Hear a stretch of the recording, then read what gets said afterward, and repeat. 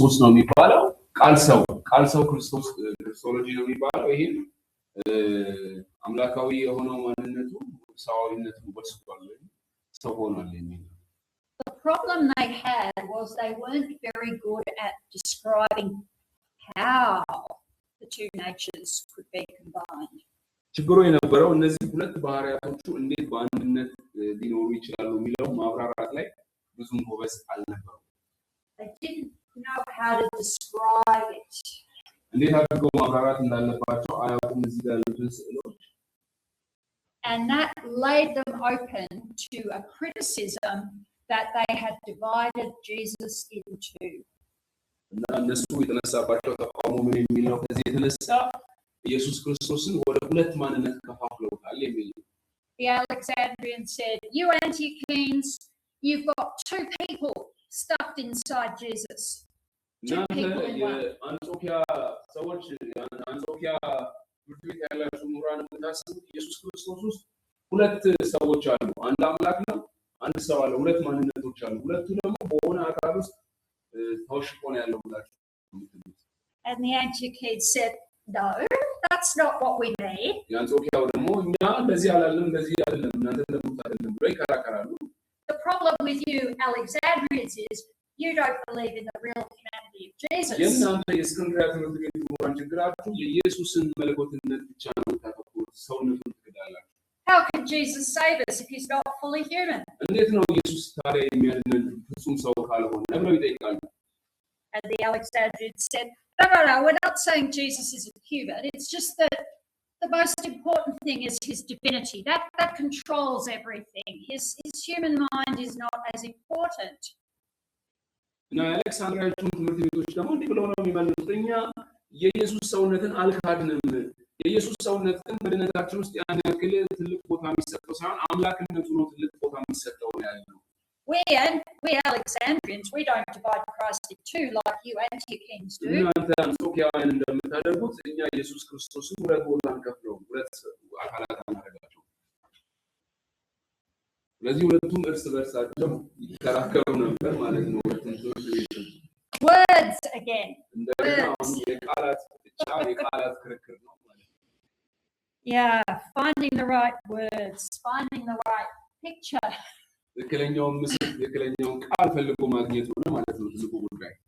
And so the argument went on. When really they were not that far apart.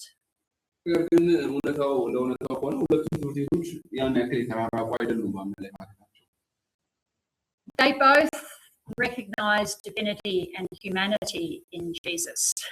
And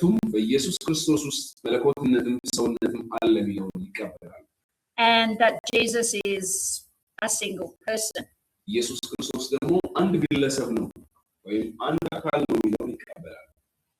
But each side wanted to win. Each side wanted to be right. And that meant the other side had to be presented as wrong.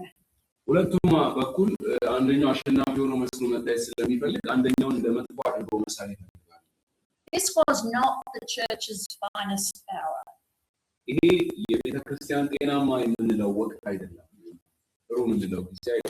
There was some very bad behavior.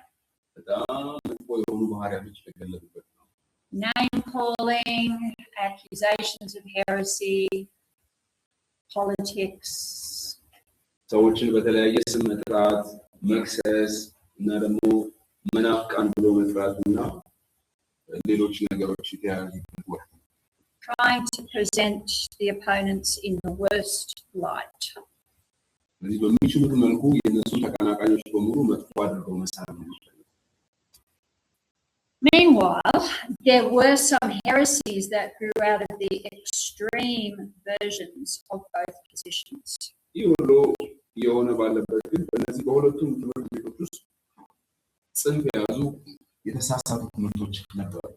The first was an extreme Alexandrian view.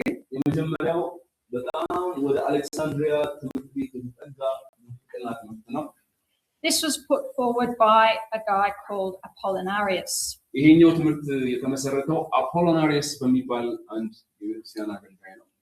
And he took this word flesh idea too far. ይሄንን ቃል ሥጋ የሚለውን ክርስቶሎጂ ወይም ነገረ ክርስቶስ ወደ ጽንፍ ወስዶት ነበር። He completely denied that Jesus had any form of human mind. እና መጨረሻ ላይ ሲደመድም ምንድነው ያለው? ኢየሱስ ሰብአዊ አእምሮ ነበረው የሚለውን ይክደዋል ወይም ይቃወማል። He didn't have a human mind or soul. The divine logos took the place of a human soul and mind. ኢየሱስ ክርስቶስ ሰዋዊ ነፍስና ሰዋዊ አእምሮ አልነበረውም። ያንን ሰዋዊ ነፍሱንና አእምሮን መለኮታዊ ነፍሱ ወርሶት ነበር ብሎ የሚናገረው። To be fair, he was trying to avoid adoptionism. እንደውነቱ ከሆነ እሱ የሞከረው አዶፕሽኒዝም የሚባለውን ትምህርት ለማስወገድ ነው የሞከረው። But he didn't get it right. ነገር ግን ትክክለኛውን መንገድ አይደለም የተከተለው። He said that Christ's flesh was joined in oneness with the Godhead so that Christ's flesh became divine and could be worshipped. Yeah. He said that Christ's flesh was joined in oneness with the divine so that Christ's flesh could be worshipped. የኢየሱስ ክርስቶስ አምላክነት ከሰውነቱ ጋር ወደ አንድነት መጥቷል። ይሄም ደግሞ የኢየሱስ ክርስቶስ ሰውነቱ እንዲመለክ ያደርገዋል የሚል ነው። And even the other Alexandrians had to admit, no, that's not right. That's gone too far. እዛው እስክንድርያ ትምህርት ቤት አብረውት ያሉት እንኳን ተቃውመውታል። ይሄ ነገር ጽንፍ ሄዷል፣ ትንሽ ልክ አይደለም ብለውታል። So the same Council of Constantinople that recognized Nicene Trinitarian doctrine and produced the expanded creed condemned Apollinarius. Nicene Constantinople creed. Yeah, so the same Council of Constantinople, the one that made the Niceno-Constantinopolitan Creed, also condemned Apollinarius. ተመሳሳይ ባለፈው ያየነው የኒቂያ ኮንስታንቲኒያ ራሱ ጉባኤ በራሱ የዚህን የአፖሎናሪስን ትምህርት አውግዞታል ወይም ተቃውሞታል። They said, yeah, that's just completely lost Jesus' humanity,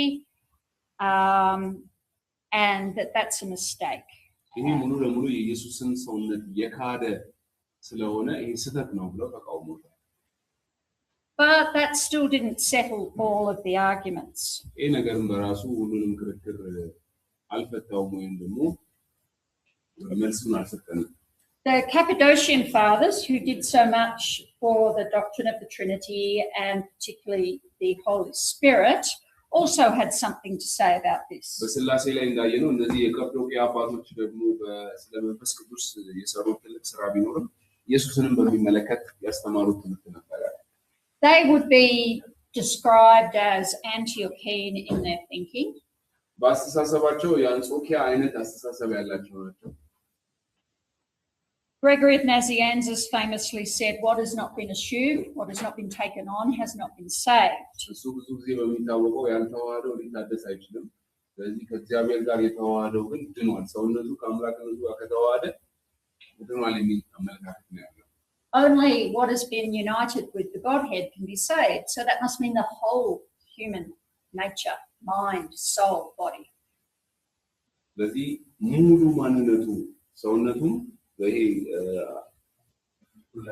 ሁለንተናው የሰው ሁለንተና የሚባለው ማለት ነው። ነፍስ፣ ስጋና መንፈስ የሚባሉት በሙሉ ከአምላክነቱ ጋር ተዋህደዋል ነው የሚለው። በዛ ነው ሊታደስ የሚችለው ነው። So he said that Christ had two natures in unity, not two persons but two natures. ኢየሱስ ክርስቶስ ሁለት አካላት ሳይሆን በውስጡ ያሉት ሁለት ባህሪያት ናቸው ያሉት joined together. በአንድነት የተጣመሩ። He also acknowledged a term that was becoming popular to describe Mary, the Virgin Mary.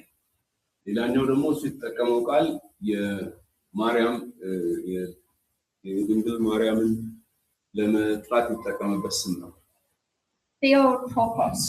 ቴዎቶኮስ ብሎ ነበር ማርያምን የሚጠራት። The God bearer or mother of God.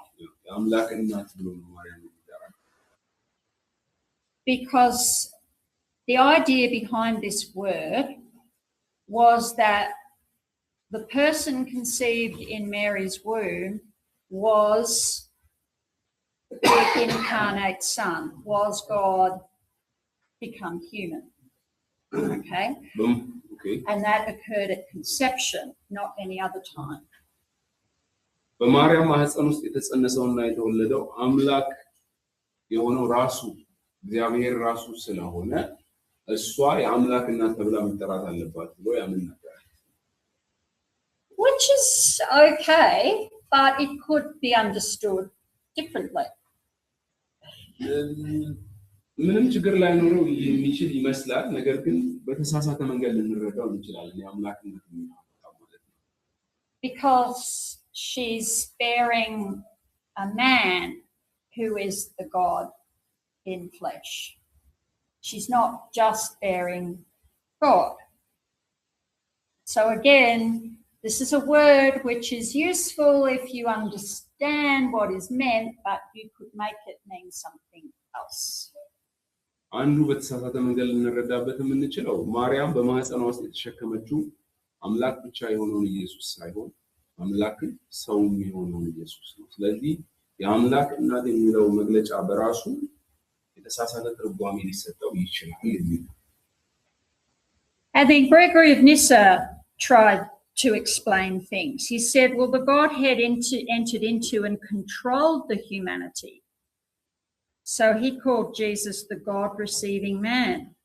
የኒሳው ጎርጎሪዮስ ደግሞ ሌላ ሐሳብ ይዞ መጣ። እሱ ምንድነው ያለው? መለኮት ወደ ሰውነት ውስጥ ገባ፣ ከገባም በኋላ ሰውነቱን ተቆጣጠረው። ስለዚህ ኢየሱስ ማለት አምላክን የተቀበለ ሰው ነው ብሎ ነው የመጣው ማለት ነው። And he said that the natures were mingled.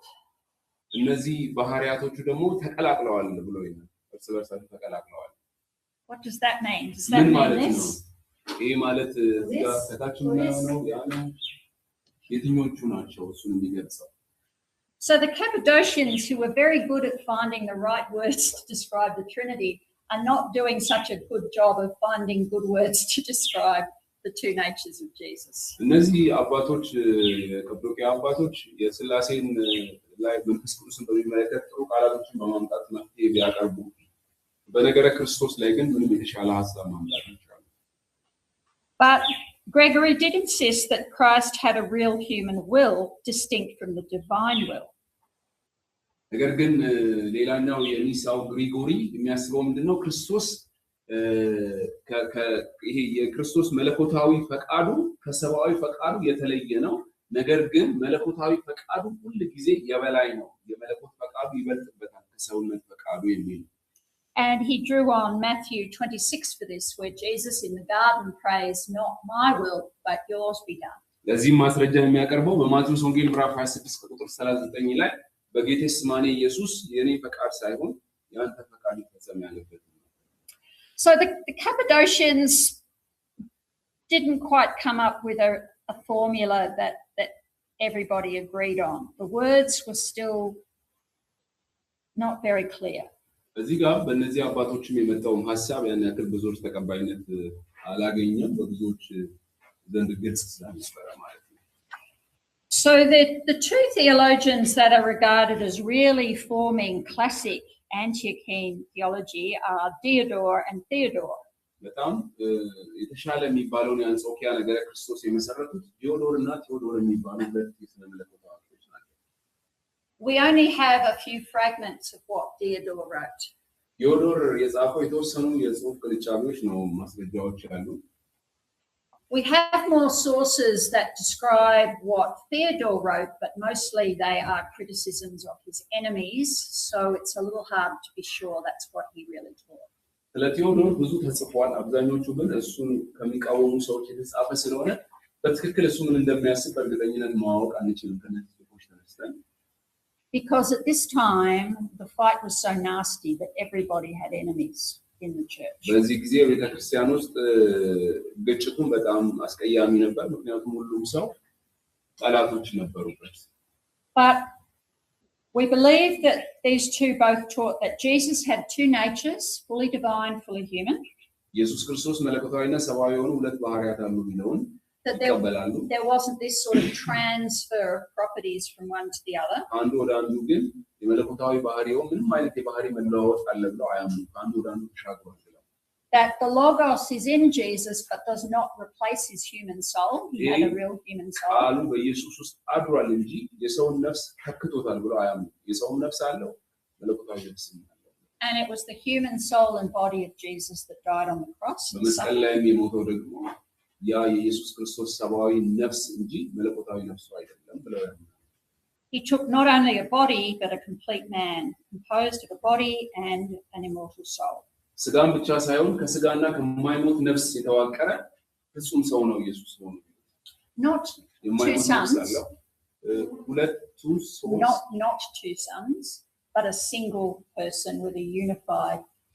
ይሄ ማለት ግን ስጋን ብቻ ሳይሆን ከስጋ የማይሞት ነፍስ የተዋቀረ ፍጹም ሰው ነው ብለው ሲሉ ሁለት ልጆች ናቸው ወይም ሁለት ኢየሱስ ነው ማለት ሳይሆን የባህሪ ፍጹም አንድነት ያለው አንድ አካል ነው ኢየሱስ ክርስቶስ። በባህሪው ፍጹም የሆነ አንድ አካል ነው የሚለውን ማብራራት ነው የሞከረው። As far as we can tell, he actually did teach the doctrine that was eventually accepted, but he was often misrepresented. እነሱ ያቀረቡት ትምህርት በሰዓቱ ይሄ አስተምሮ ተቀባይነት አግኝቶ ነበር። ነገር ግን በተወሰነ መልኩም በተሳሳተ መልከት በአመለካከት ለማብራራት የተሞከረ ነው በተቃዋሚዎች ማለት ነው። Because sometimes he seemed to struggle to find exactly the right words to express what he meant. ሊሉ ያሰቡትንም ሐሳብ ለመግለጽ ትክክለኛውን ቃል ማግኘት ስላልቻሉ ብዙ ጊዜ ይወገዙ ነበር ማለት ነው። So really the dispute between these two groups was really just a war of words, misunderstanding each other's position, criticizing each other's vocabulary. በሁለቱም ትምህርት ቤቶች ውስጥ መካከል የነበረው ውዝግብ ምንድነው? በእስክንድርያም በአንጾኪያም የነበረው የነገረ መለኮት ምሁራን መካከል የነበረው ውዝግብ የቃላት ጦርነትና በቃላት አጠቃቀም ላይ ያለውን ነገር ካለመረዳት የመነጨ ክርክር። It was a battle between strong-willed people who wanted to be right and who wanted to discredit the other person.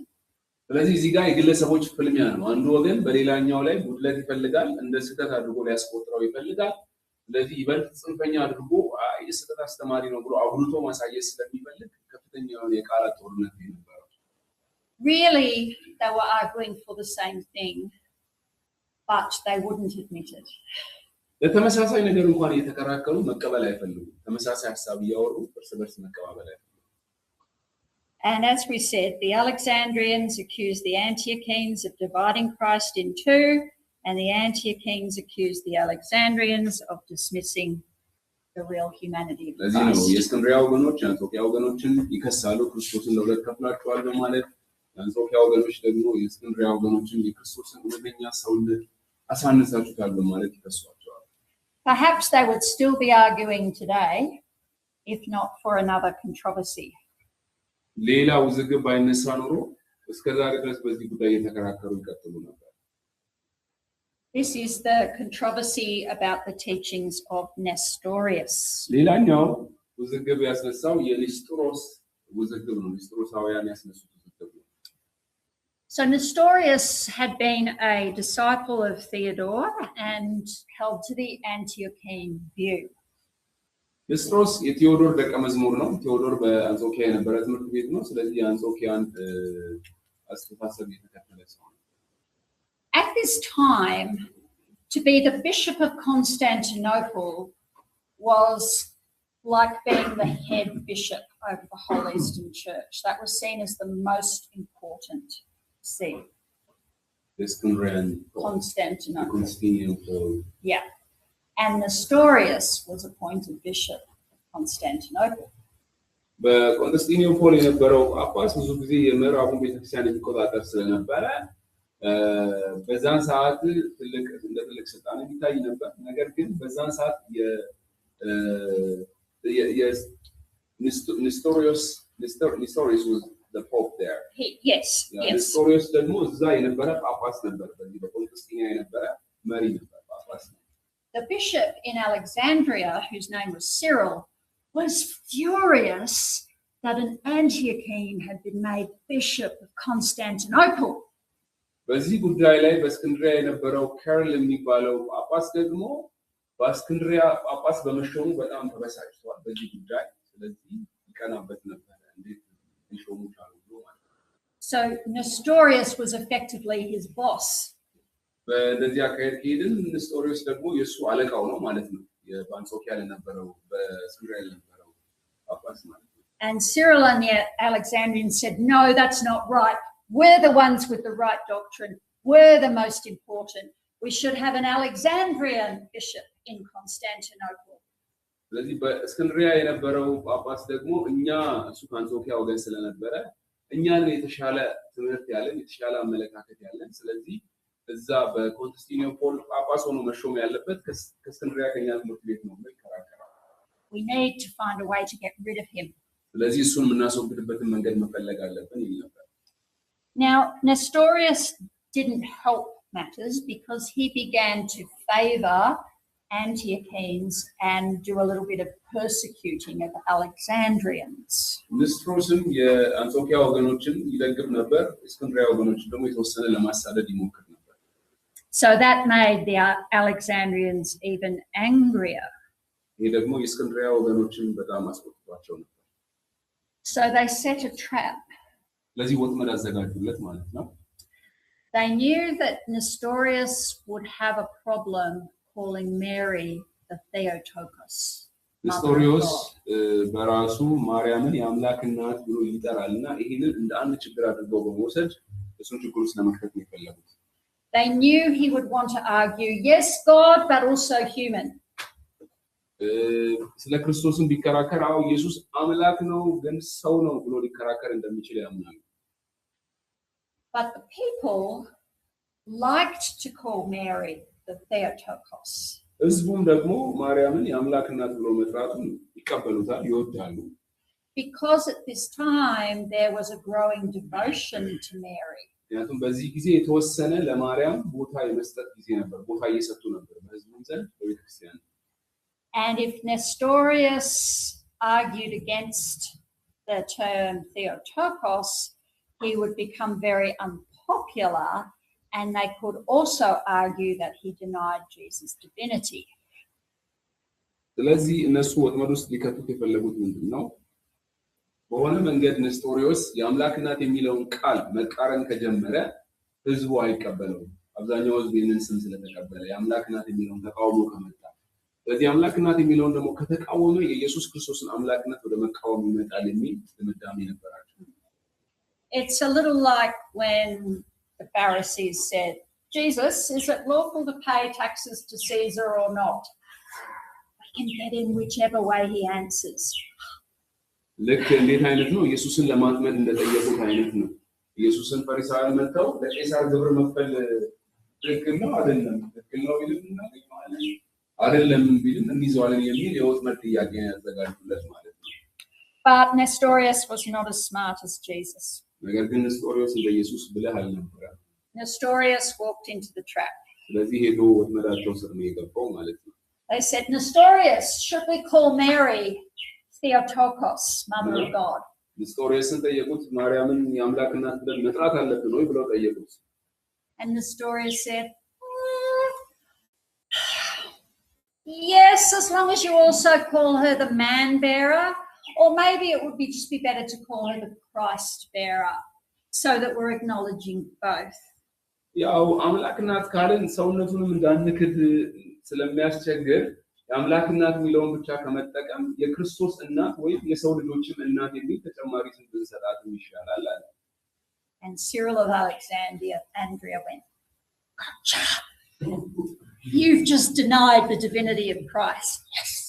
ስለዚህ አንጾኪያው ኬርል ምን አለ አግኝቻለሁ ማለት ነው ስለዚህ ኢየሱስ ክርስቶስን መለኮትነት ክደሃል ብሎ ነው ያለው አምላክ እናት የሚለውን ስም ሙሉ ለሙሉ ስላልተቀበልክ የኢየሱስን መለኮትነት ክደሃል አለው So he had Nestorius condemned.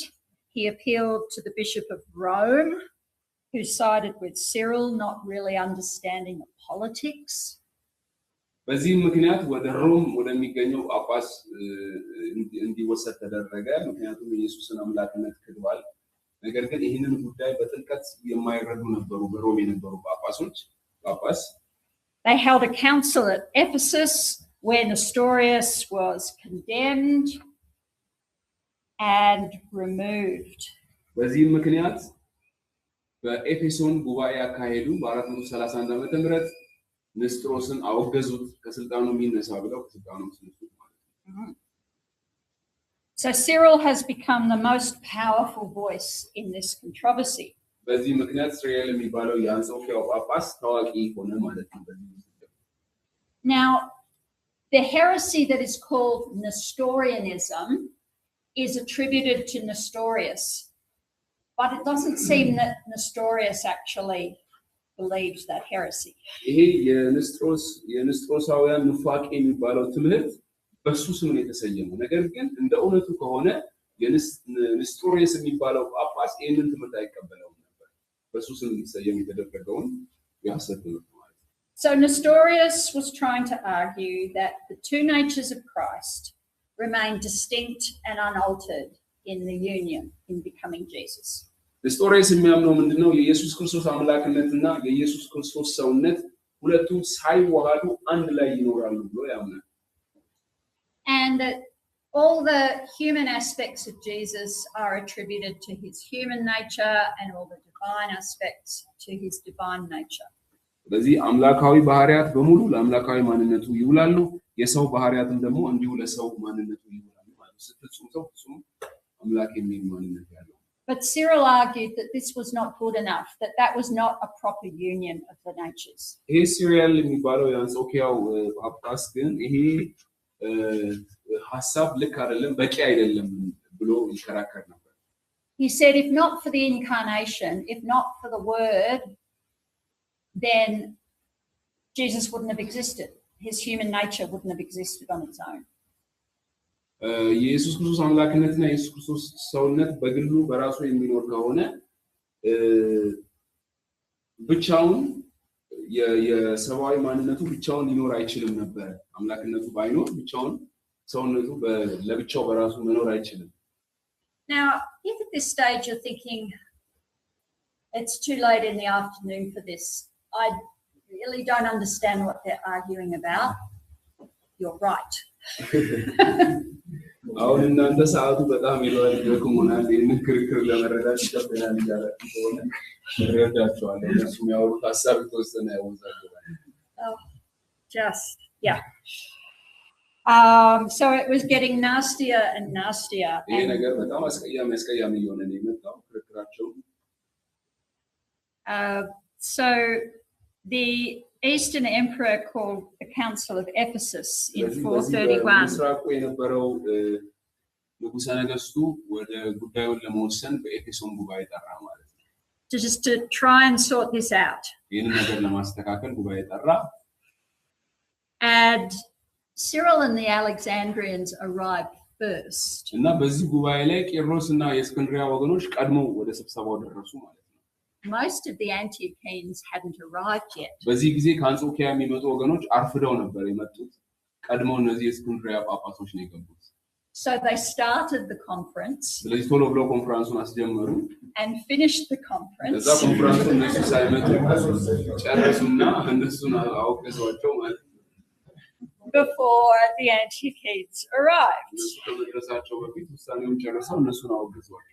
And so naturally Nestorius was condemned. ከዛ ንስጥሮስ ደግሞ እንደ ሐሰተኛ መምህር ተደርጎ ተወገዘ። Then Nestorius and the Antiochenes arrived. እነሱ ከጨረሱ በኋላ ደግሞ ንስጥሮስ እና የአንጾኪያ ወገኖች ደግሞ ስብሰባው ላይ ደረሱ ማለት ነው። And reversed the decision. ውሳኔውን እንደገና እንዲቀለበስ አደረጉ ወይም ተከራከሩ። Then the delegation from Rome arrived. ከዛ በኋላ የሮም ወገኖች በመጨረሻ ሉካን ቡድን ይዞ ወደ እስክንድርያ ደረሰ ማለት ነው። And sided with the Alexandrians because that's the only story they knew. እነሱ የሚያውቁት የእስክንድርያውን ትምህርት ብቻ ስለነበረ ከእስክንድርያ ወገኖች ጋር ሆነው አንድ ላይ ድምጻቸውን ለነሱ ሰጡ ማለት ነው። So the Nicene Creed was upheld. በዚህ ላይ ጫና ሲፈጥር የነበረው የኒቂያ እምነት መግለጫ ነበር። በዚህ የጸናው። And with Nestorius out of the way, the two parties agreed on a compromise statement, which neither of them were really happy with. ሁለቱም ደስ ያልተሰኙበት ግን ብቻ የሚስማሙበት ሐሳብ ቄርሎስና የአንጾኪያ ወገኖች በመጨረሻ ተስማሙ ያም የተዋህዶ ምልክት በመባል ይታወቃል and but it kind of made peace at least until the death of Cyril in 444 ይሄ በቄርሎስ በ444 ቄርሎስ እስኪሞት ድረስ ጸንቶ የቆየ የመቻቻል አይነት የድርድር ስምምነት ነው የተደረገው and everyone went oh goodness for that ሁሉም በቃ እግዚአብሔር ይመስገን ብለው አረፉ ማለት ነው ለዚህ ስምምነት በመድረሳቸው we won't look at that and compromise now we'll do that on Thursday we'll just finish the story that goes with it all okay ይሄን ያው ቲኪዮስን ንፍቅና ካየን በኋላ ነገረ ክርስቶስ ላይ ያሉ ሐሳቦችን እንጨርሳለን so just when everyone thought okay peace in our time we'll stop fighting along comes Eutychius እና በቃ አሁን ረፍት አገኘን ተገራገልን ባሉበት ሰዓት ደግሞ የአውቲኪየስ ንፍቅና እንዳዲስ ተነሳ ማለት ነው and Eutychius he'd been a disciple of Cyril he was an Alexandrian but he was a bit confused አውቲኪየስ የቄርሎስ ደቀ መዝሙር ነው ቄርሎስን ደቀ መዝሙር ቢሆንም ባንዳንድ ነገሮች ግራ የተጋባ ሰው and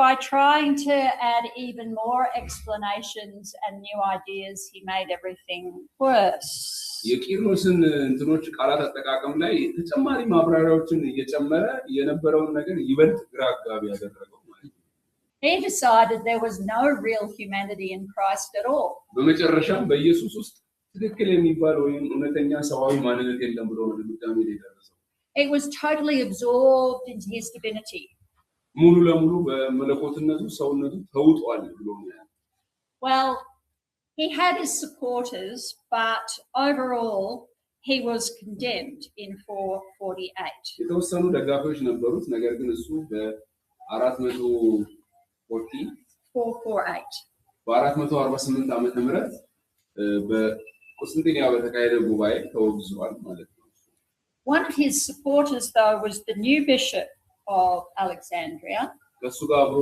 የተወገዘው የተከታይ የነበረ የአሌክሳንድሪያ ጳጳስ ነበር Dioscorus who wanted to support Eutychius እና ትንሽ ቅር ተሰኝቶ ነበር ዲያስቆሮስን የሚባለው ሰው ዲያስቆሮስ ቅር ተሰኝቶ ነበር ስለዚህ የቄርሎስ ደጋፊ ስለነበር and he thought they should have another council ስለዚህ ሌላ ጉባኤ ያስፈልገናል ብሎ ሌላ ጉባኤ እንዲጠራ Meanwhile, the Bishop of Constantinople wrote to the Pope in Rome and said, look, we really need your opinion. This is heating up again.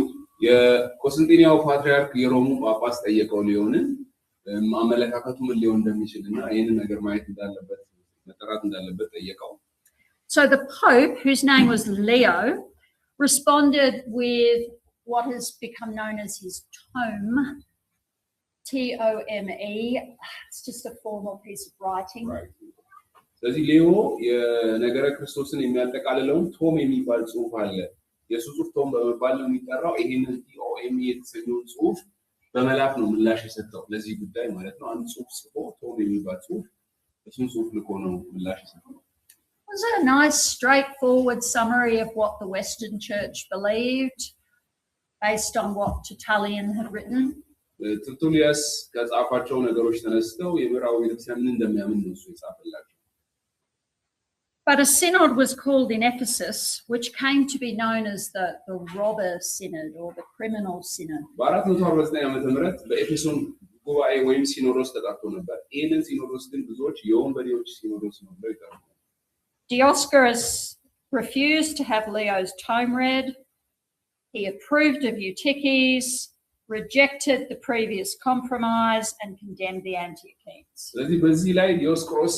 የሚባለው ሰው ዛቀደም እንዳየነው እሱ የአሌክሳንድሪያን ሰው ነው እና የቄርሎስን ተከታይ ነው እሱ ቄርሎስን የሚከተል ነው ስለዚህ ዲዮስቆሮስ ሌዮ ጳጳሱ የሮም ጳጳስ የላከው ጽሑፍ እንዳይነበብ ከለከለ አውቲኪየንን ደግሞ ተቀባይነት እንዳያገኝ ያደረገው ከዛ የአንድነት ምልክት የሚባለው ይሄ የተዋህዶ ምልክት የሚባለውንም ውድቅ አደረገ ከዛ የአንጾኪያ ወገኖችም እንዲወገዙ አደረገ ማለት ነው So nearly everyone agreed that that was a disaster and it was a really bad thing to have done. It was totally political.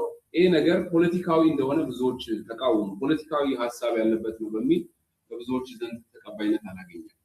So the emperor called the fourth council, the Council of Chalcedon in 451, to absolutely finally sort this out. ስለዚህ በዚህ ጉዳይ ላይ ነገሮች እንደዚህ ይሄዱ በጣም አስቸጋሪ የሆነ ስለመጣ ንጉሠ ነገሥቱ መጨረሻ ላይ የመጨረሻ ጉባኤ በኬልቄዶን ጠራ ማለት ነው። ይሄም ጉባኤ የመጨረሻው በነገረ ክርስቶስ ላይ የተደረገ ጉባኤ ሆነ ማለት ነው። የኬልቄዶን ጉባኤ And it pretty much did. Most people agreed with what came out of Chalcedon. በዚህ በኬልቄዶን የተደረገውን ጉባኤ አብዛኛው ተስማምቶበታል። የተሻለ ስራ ነው በዛ ላይ የቀረበው። It became the understanding of the two natures of Christ for the most of the Eastern Orthodox Church, for the Roman Catholic Church and the Protestant churches. ይሄ የኬልቄዶን ጉባኤ ለካቶሊክ ቤተክርስቲያንን ለፕሮቴስታንት ቤተክርስቲያንን የኢየሱስ ክርስቶስን ሰውነትና አምላክነት በሚመለከት የተሻለው ማብራሪያ ወይንም ደግሞ የተሻለው መግለጫ ነው ማለት ነው። So the Council of Chalcedon, የኬልቄዶን ጉባኤ over 500 bishops attended. 500 ኤጲስቆጶሳት ወይም ጳጳሶች ናቸው የተሰበሰቡት። It resulted in the Chalcedonian definition. በኬልቄዶን ብያኔ በመባል ነው መግለጫ የተጨመረው የኛው። It affirmed the Niceno-Constantinopolitan Creed. የኒቅያ ቆስጠንጢንያዊ የእምነት መግለጫን ያጸና ነበር ይህ ጉባኤ። It confirmed Cyril's position against Nestorianism. ንስጥሮሳውያን የሚያስተባብሉበትን የቄርሎስን ደብዳቤዎችን ያረጋገጠበት ነው። It confirmed Pope Leo's tone. ጳጳስ ቶም የሊዮኑ ጳጳስ ቶም የጻፈውንም ነገር ያረጋገጠበት ነው በዚህ ጉባኤ። And agreed that Christ was one person. የተስማሙትም ክርስቶስ ኢየሱስ አንድ አካል ነው በሚል የተስማሙት። The divine Son of God. መለኮታዊ እግዚአብሔር ልጅ የሆነው Fully God and fully human. ፍጹም ሰውና ፍጹም አምላክ የሆነ ነው። The human nature of Christ was not a separate hypostasis or person. የኢየሱስ ክርስቶስ ሰውነት የተለየ አካል አይደለም ወይም ሌላ ነገር አይደለም፣ ባዕድ ነገር አይደለም። Not like that. እንደዚህኛውም አይደለም። Okay. Not separated. የተለያየም አይደለም፣ ግማሽ ሰው ግማሽ አምላክም አይደለም። But not blended so that the natures have changed. ማንነቱም እንዲቀየር ደግሞ ውስጡ ላይ የተቀላቀለ የተበረዘም ሌላ ፍጥረት የሆነም አይደለም። And not just divinity in an empty shell, but እንዲሁም fully ደግሞ human. ባዶ በሆነ የሰው ስጋ ውስጥ የገባም የመለኮት አካልም አይደለም ኢየሱስ ክርስቶስ። Two whats in one who. እሱ ሁለት ማንነቶች በአንድ አካል ውስጥ ነው። Which really was what people had been saying all along. ይሄኛው እንግዲህ ለረጅም ጊዜ ቤተክርስቲያን ስታስተምረው ሰዎች ሁሉ ሲናገሩት የቆዩት ትምህርት ነው ማለት ነው። And that's where we'll leave it for today. እዚህ ጋር በዚህ ጉዳይ ላይ እዚህ ጋር እናቆማለን ዛሬ። On Thursday in our session together, we will look at the Chalcedonian definition in detail, and we will look at two groups that didn't accept it, the Nestorians and the Monophysites, okay, and finish off this discussion about these Christological controversies, and then you'll have a discussion session with Mezganu after that. ስለዚህ በሚቀጥለው ክላስ የሚሆነው ከዚህ ቀጥሎ ያለውን የኬልቄዶንን ጉባኤ ነው የምንተነትነው። በኬልቄዶን ላይ ኢየሱስን በሚመለከት የተሰጠው መግለጫ እናያለን። እንዲሁም ደግሞ ሁለቱ ተቃውሞ የወጡ ኒዮፊሳይትስ የሚባሉትንና ንስጥሮሳውያን የሚባሉ ሁለቱ ተቃውሞ የወጡት እነማን ናቸው? ኢትዮጵያ ኦርቶዶክስን ጨምሮ ነው። ኒዮፊሳይትስ የሚባሉት እነማን ናቸው የሚሉትን እነሱን እናይና ከዛ በኋላ የመወያያ ጥያቄዎችን እንሰራለን። So the discussion on Thursday will be focused on the discussion questions for topics 3 and 4. እነዚህ መወያያ ጥያቄዎች የሚሆኑት ክፍል ወይም ክፍል 3 እና ክፍል 4 የተነሱ መወያያ ጥያቄዎችንና ግለሰቦችን ነው የምንሰራው። And any remaining questions on topics 1 to 3, because the test will be up to and including the Council of Nicaea, halfway through topic 3. ስለዚህ ፈተናችሁ የሚሆነው የክፍል 3 ርዕስ የለም ርዕስ 3 የሱ ግማሽ ድረስ እስከ ኒቂያ ጉባኤ ድረስ ያለውን ነው የሚያካትተው እና ምርጫ ጥያቄዎች ናቸው። እነዚህ ጥያቄዎች ስለተፈስ ያለው ነው የምታነቡት ማለት ነው። ርዕስ 1 ወይም ክፍል 1 ክፍል 2ን ሙሉ መወያያ ጥያቄዎችን እንድንሱ ይለሳል ማለት ነው። ከዛ በኋላ እስከ ግማሹ ድረስ ሶስተኛው ስላይድ የለም ሶስተኛው ፓወርፖይንት ግማሽ እስከ ኒቂያ ድረስ ያለውን ከሰራችሁ ፈተናው። So the best way to prepare for that test is to do not just think about the discussion questions, but to do the revision questions for topics 1, 2, and 3. ለአንድ ሁለትና ለሶስት የመወያያ ጥያቄዎችን ብቻ ሳይሆን የክለሳ ጥያቄዎችን ከሰራችሁ ነው ፈተናው እንድትሰሩ። Now the test was scheduled for Friday, but I believe that might be a bit earlier than next week. Is that what the decision is? That's the request, because they had another exam. We will talk the exam to be transferred after 2 weeks. Yeah. Okay. All right. So we'll talk about Friday, nearer Friday then. That's the Thursday we'll finish this topic in our combined class, and the discussion will be picking up topics 3 and 4. ሐሙስ ዕለት ውይይታችን የሚሆነው ክፍል 3 እና ክፍል 4 ላይ ያሉ መወያያ ጥያቄዎችን ነው። ግን ይሄኛውን እስከ ሐሙስ ያለው ላይ ያለውን ጨርስና ዓርብ ዕለት ፈተናችሁ ነው የሚሆነው። ሐሙስ ዕለት የዶክተር ኢማ ፈተና እንዳለ ነግራችሁ ነበርና የዶክተር ኢማ ፈተና ፖስትፖንት እንዲደረግ እሳቸውን ማናገር ነው የሚችለው። በጣም እስከ ድምጽ አቤት ዓርብ ዕለት 11 ተኩል።